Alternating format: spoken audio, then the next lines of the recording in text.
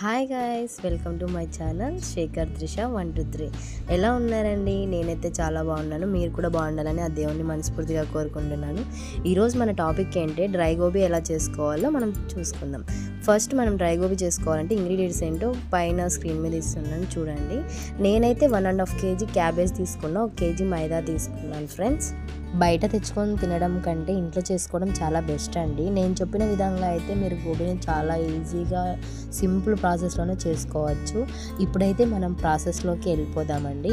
ఇక్కడైతే నేను 1 kg మైదా, taste salt, అలాగే రెడ్ చిల్లీ పౌడర్, సాల్ట్ తీసుకున్నాను. ఇప్పుడు మా ఆయన నాకు హెల్ప్ చేస్తున్నాడు. క్యాబేజ్ని మనం సన్నగా తురుముకోవాలి, ఇలా దాన్ని బాగా మిక్స్ చేసుకోవాలి. ఇప్పుడు అందులోకి kg మైదా వేసుకుంటూ చిన్నగా కలుపుకోవాలి.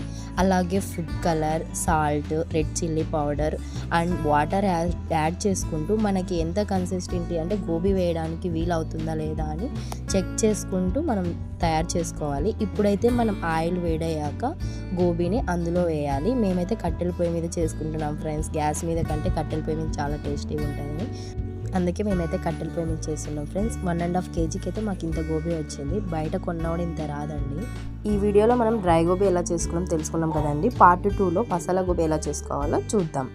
ఈ వీడియో మీకు నచ్చినట్లయితే లైక్ అండ్ షేర్, సబ్స్క్రైబ్ చేసుకోండి ఫ్రెండ్స్. సబ్స్క్రైబ్ చేసుకున్న తర్వాత పక్కనున్న గంట సింబల్ని ప్రెస్ చేయడం మర్చిపోకండి. మీ సపోర్ట్ నాకు కావాలి ఫ్రెండ్స్. ఇంకా మంచి మంచి వీడియోస్తో మీ ముందుకు వస్తుంటాను. Thanks for watching.